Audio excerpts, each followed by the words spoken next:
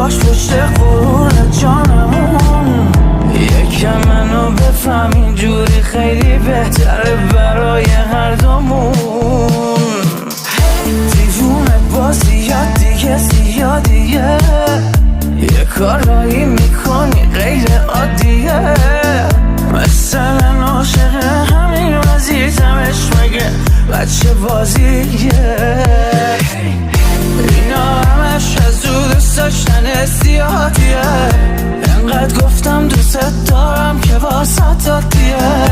بازم میگم دوست دارم دیگه این رفتارا